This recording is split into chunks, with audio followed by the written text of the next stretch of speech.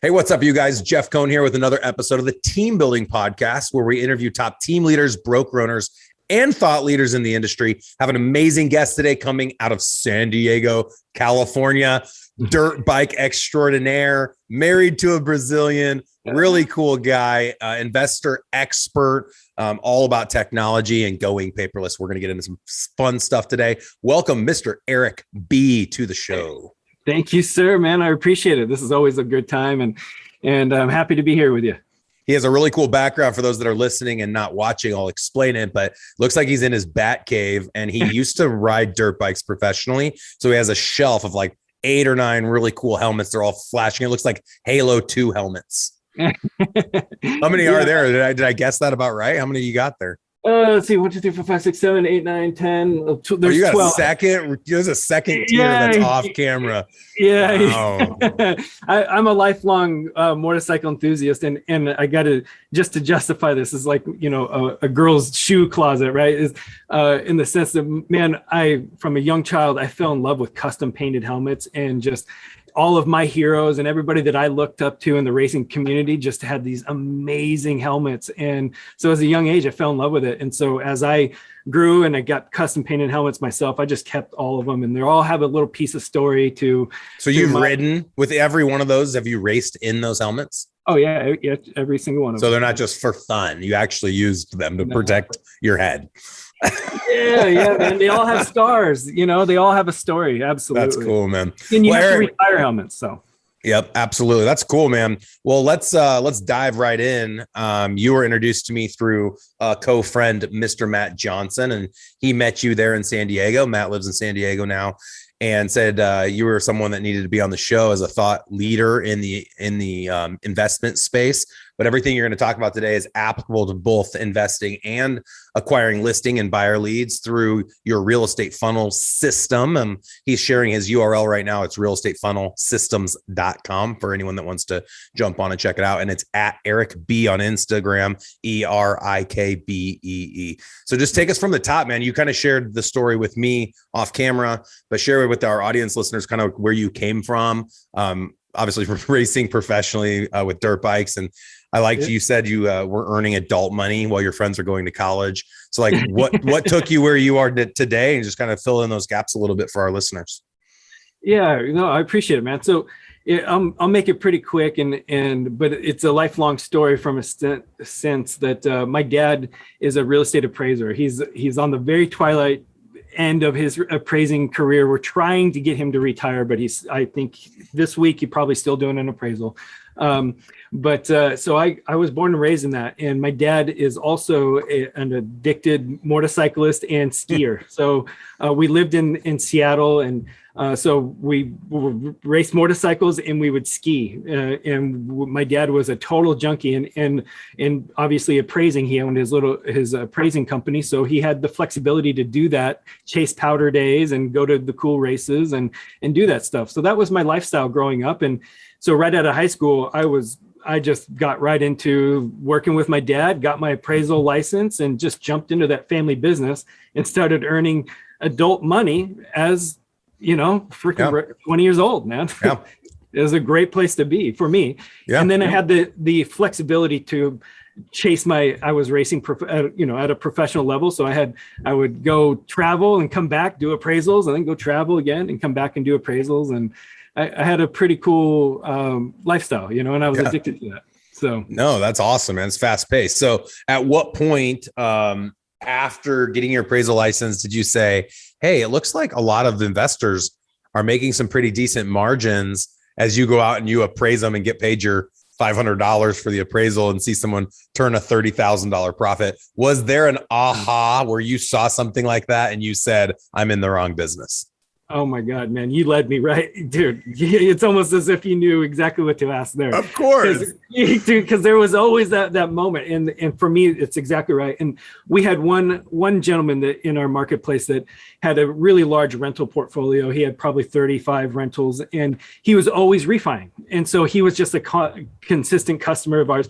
And my dad said, "Hey, Erik, I'm going to put you on all of Pete Schaub's, all of his properties or his deals, because I want you just to kind of look over his shoulder, just know what that guy's doing. And I was always kind of a little confused by that at first, but Pete was a cool guy, and he liked kind of me as a young guy or whatever else.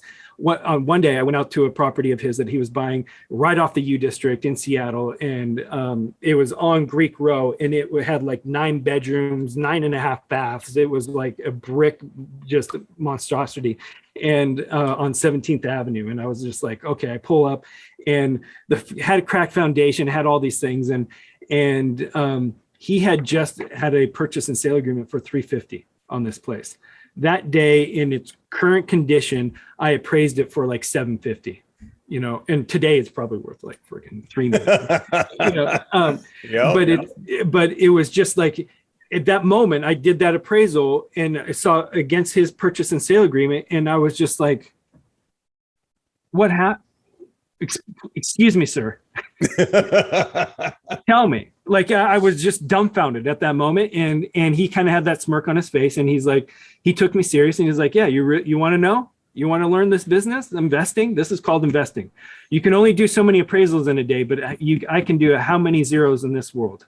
And I was like, damn it. Okay. You want to talk adult money? Yeah, exactly. And leverage. That was the first time that I was just like, boom, leverage, financial leverage. And I was like, holy shit, man. Okay. And so he told me that day, he's like, go buy a financial calculator and call me tomorrow. On my way home, bought the financial calculator, called him the next day, and it's like, done. What next? Next order, sir. I'm ready. Let's go. And what year was this? This is 2007. Okay.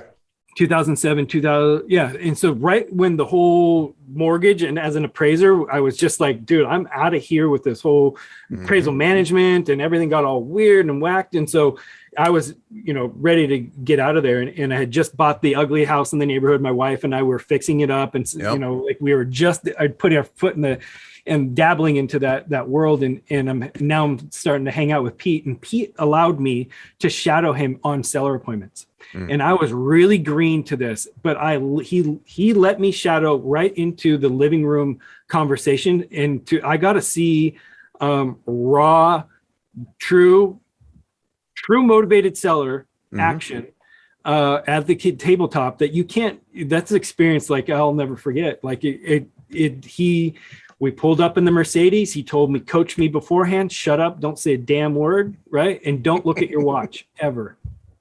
And I was like, okay, sir. And I sat through the meeting, and I heard the guy, negotiate. And he, all the way to like, he was like, I'll go into my safe to get gold, trying to make the deal done. I'm like, I will never forget the length of that negotiation, and like how desperate that dude was to put it together. Interesting. And very interesting. And so I'm 25, 26 years old at this moment. And I was just it hit me like a ton of bricks. And so I just got exposed to that side of the world of investing. And I just started working, putting out bandit signs. I met a gentleman, Than Merrill, at this time. He owns and operated Fortune Builders and CT Homes at that time, he was at my local RIA event. And so I met him. He was teaching and ultimately selling his course. And again, I had just had this experience. I was meeting with Pete, and I'm at the RIA, and Than Merrill walks in the room, and he does his little deal. And I ended up, my wife and I, we like just bought right then. We were just revved up buyers, and we bought his course. And we just kind of connected with Than. He was really young. We were like at the same age, like he's a couple years older than I am, but like we were in the same moment of life, it seemed like. And so we connected right away. And we quickly were going out from Seattle out to Connecticut to their office to, study underneath them. We were really interested in the way they were approaching real estate from a systematic approach. They were the only team that I had ever been exposed to that really had systems and even talked about systems within real estate. I had only been exposed to at that time from my vantage point. I'm sure this wasn't the case, but from my vantage point at that time, just the classic real estate agents that don't have systems, that are running and gunning, doing and it's messy. Yep. It's not attractive. It's messy. They're the butt of a lot of jokes and all these things. It's a job too. Okay. It's not leverageable. Exactly. Right. And so that was my view, my vantage point of real estate agents and real estate at that point. Than Merrill introduced systems to me. Than Merrill introduced, okay, we can actually approach real estate with this mindset, if you will, and boom, like, holy cow, like that's where the players play. All right. So let's talk about it. So I think it's interesting, the aha, and a lot of us see that in life when we make a decision at that point. Can I be like that person when I grow up? Or is that not for me? Is that not obtainable? But what was so great was you were already in the appraisal business. You knew it was obtainable. So what's the special sauce? And we get this all the time. I buy and sell about 10 houses a month in and around the Omaha area, single family and up to about an 8-unit complexes in the multi space. And people all the time are like, dude, how are you doing that? It's a seller's market. You're finding stuff off market. You're finding stuff off market at margin of like $20,000 to $50,000. Who are these people? How are you doing it? And I'm telling agents, and I'm sharing with our audience members right now, and this is the answer, but it's no different than what you should be doing to find listing leads and to find buyer leads. It's marketing. And there's lots of different ways to market. And there's no one right way. The right way is the way you're going to do it and find success, and the way you're going to track it. And like you said, build your systems behind it. And so you guys have done a phenomenal way in building that out. We haven't even gotten to talk about this yet. I've just only heard through friends and colleagues of all the successes you've built out. And you showed me your iPad right before we started and talked about some of the things there. So let's get into it. Yeah. The nuts and bolts of it. How are you guys doing it?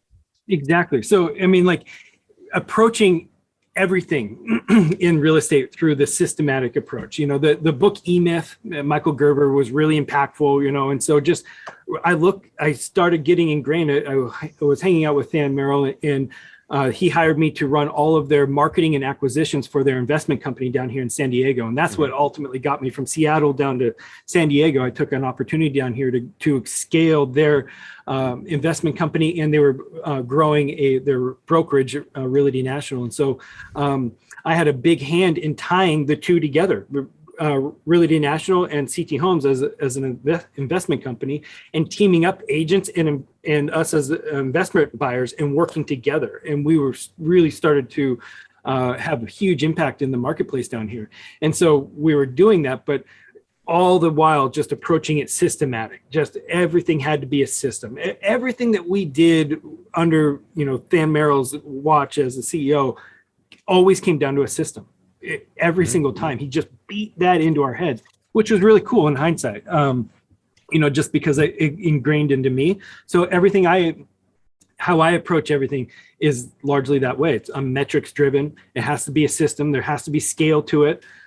It's not that I won't do one-off campaigns as a test, but I understand it's a test. It's not a part of the engine. We have to have a part of the engine. So we really focus on the engine. And creating a very consistent marketing channel that produces consistent results. We specialize in text message and cold calling. So activating directly with our clients through text message marketing and cold calling. And then, we have our scripting and our magic sauce, if you will, of just how we filter our leads and deliver them right to our clients. And so you own a third party company that if someone listening were to want to engage with your group, you guys would do texting and cold calling to a list that is purchased for them in their area based on what they want to do. So if they want to generate listing leads, you guys have a process for that. If they want to generate leads that are potential acquisitions in a certain price point, they're what we call our avatar. You guys would be able to build that for them, both in the investing and or this traditional residential single family space. Bingo. Well said. Cool. And so we sit down and we get to know our client's avatar exactly. And then we go find it through the data, and the data is, once you understand how to read data, Right. They're there waiting for you. It's just right there. So we've experienced the same. So let's get into some of the numbers. So this is the best part of somebody that has built something that is systematic, that's trackable. You're going to have return on investment. You're going to know where the best places are for agents to spend their money. So for someone that didn't want to hire you guys, and maybe they want to try to do it on their own first, which is exactly what everyone that's an entrepreneur is going to do, until you come to realize it makes a lot more sense to just hire a third-party company and let them do it for you, unless you're in the business of lead gen and you want to scale that, or you're in the business of texting people, or you're in the business of overcoming, I always joke with people, if you want to do it yourself, then build a business around it. And if you can't, then you shouldn't be doing it yourself. So I loved exactly what you had said. So what is the process typically going, like step 1 through 10? If someone was to hire you guys, what's the cost look like to buy the data, to get someone to start calling it, to get someone to start texting it? I'm assuming then the lead would come in at the point where someone says, yes, I would like someone to come to my house. That's when your scrubbers then would send it over as like an opportunity or something. Yeah, exactly. So the step 1 is that we meet with our clients and get to know exactly who their avatar is. And so if they're a listing agent, if they're an investment company, what I always try to encourage my clients, we need to be both. You need to be both. You need to understand how to be both. And so that's my first approach with my clients is opening that door to them if they don't see that already. If they're focused as an investor and they don't have the agent broker side covered, we're talking about it, and vice versa. And something real easy, you guys, I'll share with the audience, is if you don't want to build both, which it is very easy, but if let's say you just say, I'm not going to go to the other side, that's okay. Have a referral relationship with someone from the other side and just charge a 25% or 50% referral. Exactly right. I mean, but something, because I mean, that 25%, let's say you're an investor picking up single family and 1 out of 10 is a traditional deal at $600,000. That's going to cover your marketing spend for a month by kicking it to an agent that pays you a referral fee. Exactly. 100%. So, and you can expand upon that at the right time for you, to anybody else. But so that's the first thing that we do, because the other thing that's really important is you got to be able to monetize your leads. You have to be able to monetize them. And so if they don't fit in your perfect box, how else are you going to monetize them? And that's almost always through some sort of a referral. One way or the other, solve their problem one way or the other. So that's that's what we really focus on. So we look at the data, the avatar, we pull that, we do a tier 1 skip trace. So we get all of the client's information, or the list information. And then we use a platform that's called Launch Control, and Launch Control is far and away my favorite texting platform because of compliance. So the thing that through all of these marketing channels, and if you're dabbling in down this road yourself, more power to you, but just know, like, you got to be sharp on compliance. You just don't mess around with the gray areas here, and because the better you understand the rules, the better you can play the game. Yeah, and there's a lot of people doing things wrong. I know I have a good friend who does litigation law for companies that are using direct dial and without a dialer on the other end. So there's what do they call it? IVR system. It'll do a voicemail blast, kind of like back in the day, everyone used slide dial. Yeah. There's slide dial voicemail drops you could use. So I know of litigation, $10,000, $20,000, $50,000 lawsuits because someone received a voicemail drop and there wasn't a live person on the other end. So you're on 100% right. I know, back to that agent everyone makes fun of, they are cheating. There are people that cheat, right? There are people that cut the corners, and it's not worth it in the big scheme of things. Because if you're wanting to scale your business, just do it the right way out of the gate. And when you go with a third-party company like yourselves, you're going to be doing the due diligence to make sure that all of the laws are being followed in each state. Because I know sometimes the rules are different, the way that the game gets played in each location.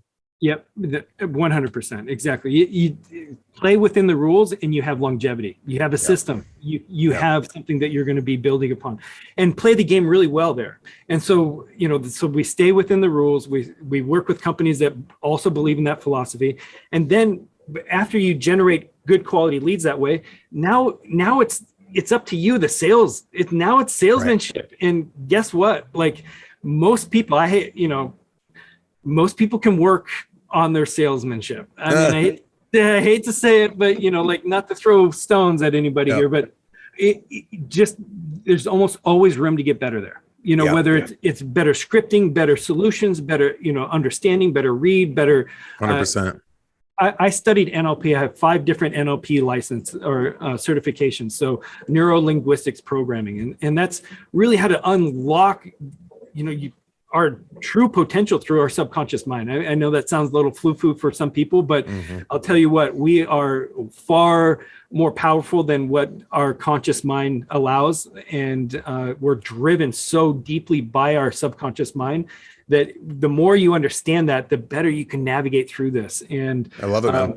That's what I help my clients do. And it's remarkable. Well, when it comes to overcoming objections, I'll do a shameless plug for our coaching organization, Elite Real Estate Systems, because we have several products. One is designed exclusively for individual real estate agents. And every Monday we do topical training. And then every Wednesday we do dialogue training.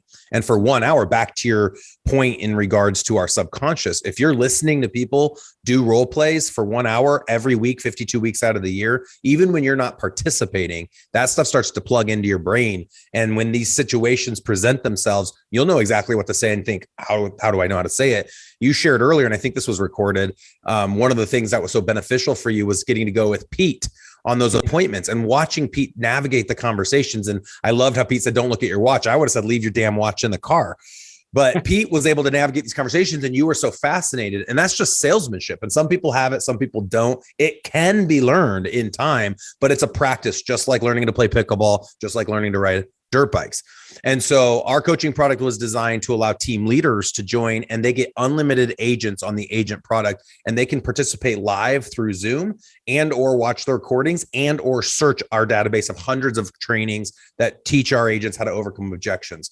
We also have investor training every Tuesday for anyone that's part of the team leader coaching product. We're going to teach you how to follow some of these strategies that Erik's talking about today. So for more information about all of our coaching products and to sign up for one of our next upcoming events, go out to eliterealestatesystems.com. We'd love to see you in Omaha and or at one of the virtual events that we offer. And of course, we'd love to see you guys take advantage of our high-level team leader product, which is every Thursday at 11:15 Central Standard Time. All right, Erik. So the leads get highlighted by you guys. You're using text campaigns. You're using callers. I'm curious from some stats standpoints. ROI is going to be subject to the location, right? And the avatar that people are going after. Do you have an ROI that you could claim that your traditional client is seeing right now, or is it too? No, it just it's like the number one question that I'll get asked. Yeah. Because at the end of the day, that's what people, and what you should be focused on is the ROI of any investment. So I get the thought process. Here's the thing is I have to, from that business perspective, I have to release myself from when we deliver a lead, there's too many different variables on their side that. And I'm going to save Erik, because right now, if I'm listening to this as a third party and I don't know a lot about analytics and I'm asking a simple question, what's the ROI? It's like, dude, just give me a number. And Erik could just lie and give a number.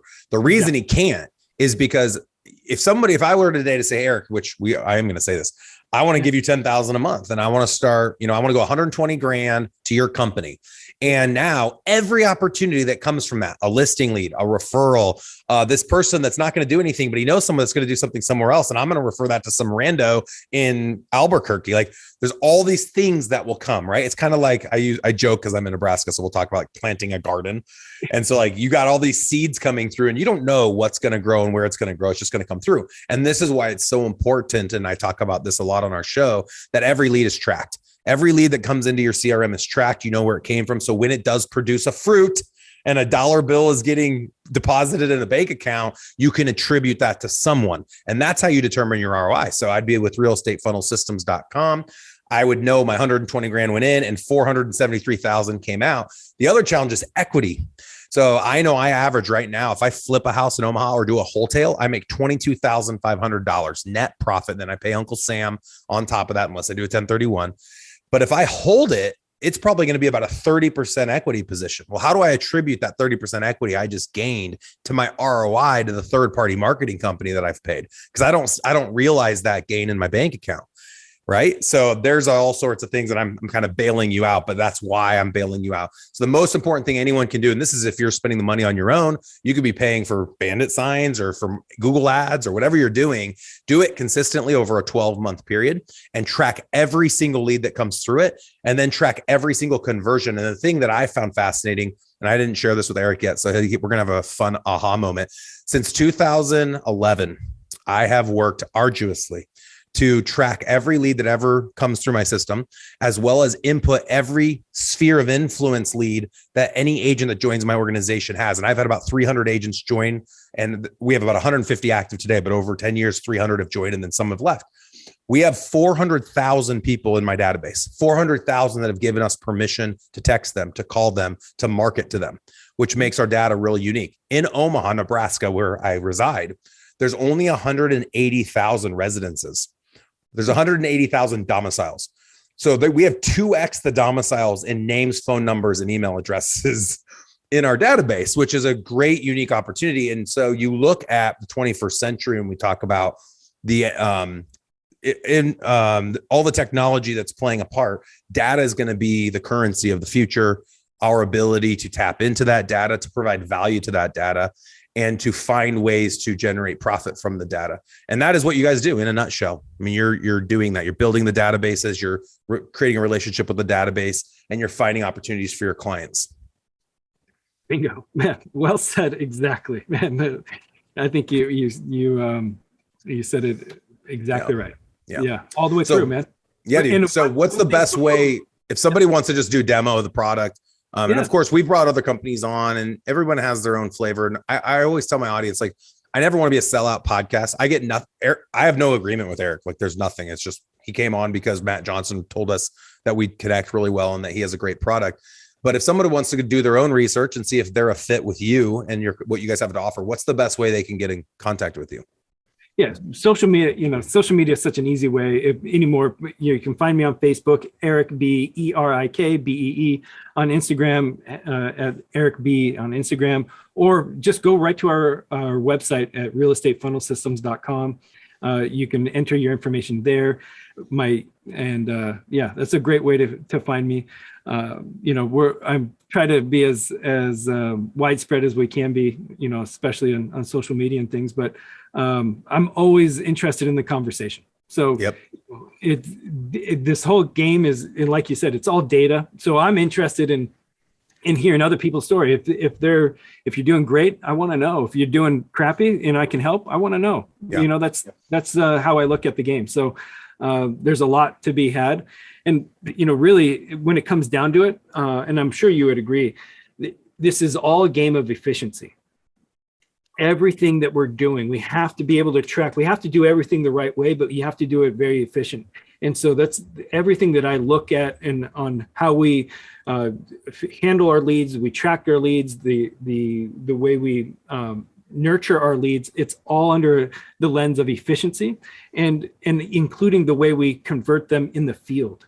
And so that's something that I really focus on with a lot of my clients, and it's a product that I help support my clients with, is how to go paperless, how to go and just go be able to run your numbers on your iPad and get contracts, whether it's a listing agreement, a purchase sale agreement, everything right on the spot. I'm a huge advocate of good salesmanship and understanding how to close the deal when the moment is there, don't walk away. That's just, so many people don't understand that part of the game. And I set people up that way. Well, I tell, I had a podcast with my business partner, Clint Bartlett. If anyone wants to go reference that one, it's just Clint Bartlett was the guest, and it's about 30 minutes. And we talk about how there's 6 options on every appointment. And we would think that these are obvious, but for some reason, agents aren't really catching on, and investors. There's so many different ways to make money, and we keep it simple. We don't do any of the unique financing options that are out there. It's 1 is acquire it and hold it as a rental. 2 is acquire it and close on it and put it on the market without fixing it up. That's a wholesale. 3 is acquire it, fix it up, make it super, super nice like you see on HGTV. That's a flip. 4 is put it under contract, but don't close on it and sell that contract to someone else. That's wholesaling. 5 is taking the listing traditional and or referring it out to someone to take it traditional and make money off the traditional real estate sale. And then 6 is passing. And we never do 6. Mm-hmm. 6 never makes sense because there's always a number, $1. Or you can ask them to pay. Like, people are like, what if it burned down? I mean, it's going to cost you $50,000 to pull it. I mean, you might ask the city to pay you $20,000 to take over the property. So there's always an offer. Like there's no, I can't think of a situation, share one with me if you've got one, where you don't make an offer. No, you sound exactly the way I've been screaming that exact message from to all sales teams. Yeah, it's exactly right. There's always a number. Yeah, and if there's not, you don't know how to look at property. Like if you don't know the number, like you don't know. Like some people are like, oh, it's in a bad area. So what? People live there. That means someone's willing to buy it, right? There's always a number, and that's the appraiser in me. Like I just know that from certainty. There's always a number, folks. And it's amazing how there is that disconnect. People just don't see it that way. Yeah. So check this out. The other thing is there's always a number they're willing to take. And people always say, well, I could buy it for that, but there's no way they're going to take it. And if you have that mentality of there's no way they're going to take it, you shouldn't be in the business of acquiring real estate, because the price you're going to have to get it at for it to make sense for you and all the risks you're going to take, it's going to be the price that you can't believe they're willing to take it.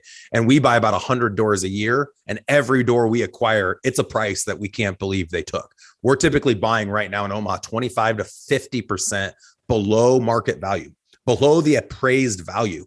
People are like, how do you find it? Well, people are in situations. You can't, there's so many situations. Like one example, the kids all just got the house. Mom got put into a nursing home. The house is worth 160,000 and is full of stuff. And we say, hey, we'll give you 110 and we'll throw all that stuff away. Or we'll have a professional company come in and box it up and label it. And we'll take care of everything and we'll write you a check tomorrow. 50 grand is nothing. If they're all well off and they all have, their own established lives, they just don't want the hassle. 50 grand.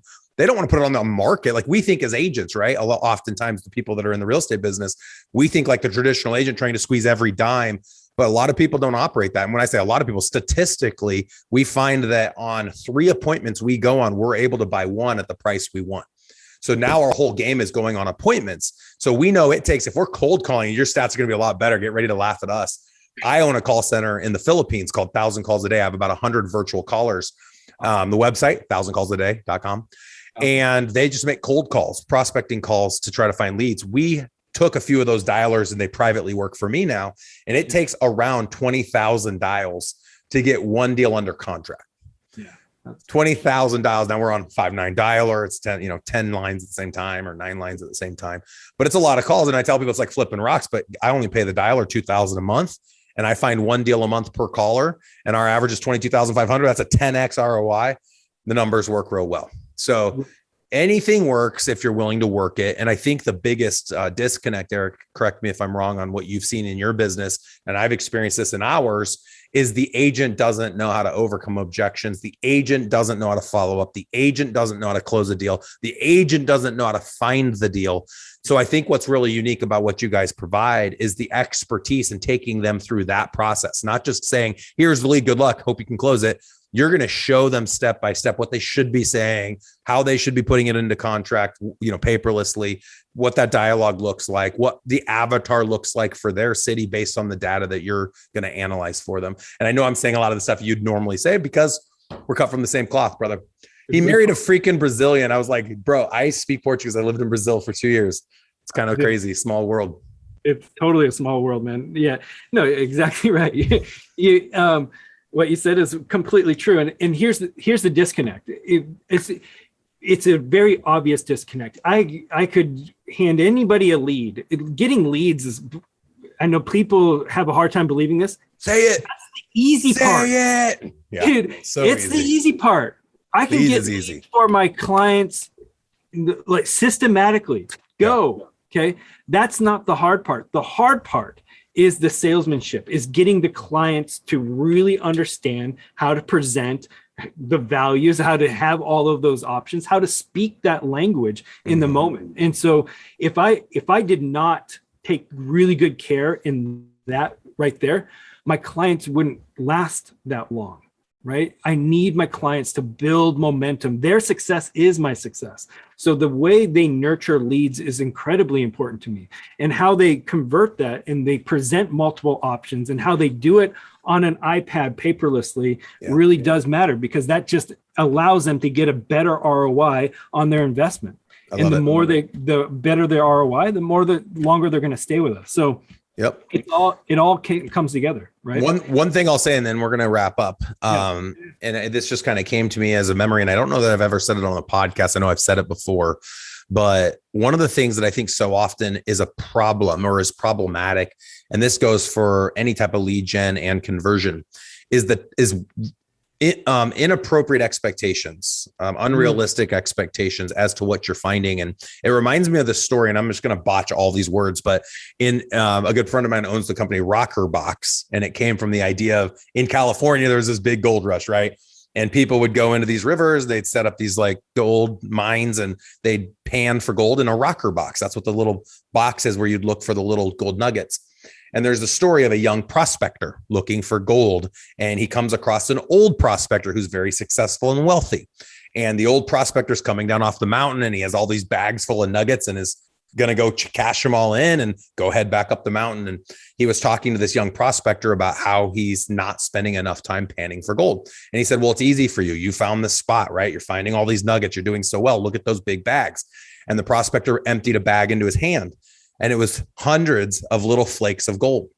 And he said, people assume I'm finding the big nuggets because that's what everyone's after. But the truth is, I've just become an expert at finding the small flakes. And so many of us, I just got shivers saying this, because so many of us, I think, become victim of what I call white unicorn stories. That one deal you saw Pete acquire where you did the appraisal at 350 and it's worth 700. Pete's not doing that every day. Does Pete have one of those here and there? Yeah, hell yeah, he does. We have those same stories, but we're not in it for that. We're in it for the little specks of gold. And when you start piecing this together consistently over long periods of time, and I'm talking 5 years, 10 years, 20 years, you can become very, very wealthy at anything you set your mind to in life. It doesn't just have to be investing or real estate, but people are just looking for the nuggets. So go after the specs, ladies and gentlemen, and that will make all the difference. Totally. Yeah. Well said. I would, the way I would say those things is, we always talk about the home runs, but our business runs on the base hits. Love it. It's same. Same thing. Yeah, same thing. Way more impactful, but it's true though, man. You can't be. Yeah, home runs are awesome. Grand slams, right? Sure, cool, and yeah, we put those on the board. But it's the singles that just crank the business and make it all possible. We read the book. No, it's not sexy. It's The Tortoise and the Hare. Anyone knows that book? Who won that race? The hare fell asleep, and I know as a kid I was like, well, I'm going to be the hare. I'm just not going to be a dumbass and fall asleep. If I was the hare, I'd just run the whole track and win it. Like, why did he keep taking naps? I don't understand. But the tortoise is, slow and steady wins the race. And the real race, and this is going to really get into like motivational speaking, but it's the truth, is there's no final destination. Everybody's in a race against themselves. And the journey will define how our race is going, not the finish line. And you said your dad, kind of giving the nod to retirement. He's never going to retire because that's not who he is. His life is being an appraiser and an investor, and it is skiing and riding dirt bikes and having fun. Like, that's what his life is. Like, retire. What does that mean? Like, I'm never going to retire. Like, retire to me means die. So I'll retire when I'm dead. Up until that point, I'm going to freaking live. And you got it right there on the bottom right of that picture, which I only see the piece of it, but it says life is short. Life is short. I turned 40 this November, and I've only been in the business 15 years. And I shared with you some of my successes, and my listeners know a lot of those, but just to think, what's the next 15 years look like? And what inspires me the most, and my listeners know this about me, is the authenticity, but it's being able to be the vehicle to allow other people to be able to realize their dreams through the application of the things that I talk about on my show, and through the application of the things that I've already implemented in my life that have helped me to become more successful. But the success for me isn't the gold nuggets the gold nuggets that I get to show off. The success to me is watching other people find the flex. And if I can help more people find the flex, I will come across nuggets, right? It'll compound. And it's always being that servant leader and serving down. And I can tell that's how you're wired, Erik. So we sure appreciate you coming on our show today.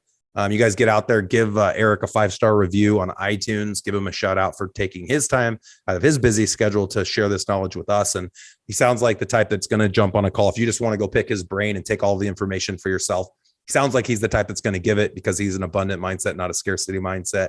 So be sure to take advantage of that. Set up your demo call at realestatefunnelsystems.com. Yeah. Thank you, sir. Great time here. All right, man. We appreciate you coming on the show today. You guys don't miss out on our next amazing episode that will be coming up. We release these every week. For those that don't know, you can go to eliterealestatesystems.com and click on podcast and just give us your email address. You don't need to pay attention to when new episodes come out. We'll just email them to you. All of our episodes are recorded. So if you've only listened, we also do a video recording if you want to watch our ugly mugs interacting one-on-one. A lot of people like to do that while they're working out. You get a little bit more animation. I know Erik and I have some pretty sexy backgrounds. If you want to go check those out today. Check them out. So Erik, great time today, brother. Talk to you soon. I appreciate it, brother. We'll talk soon. Absolutely. Take it easy.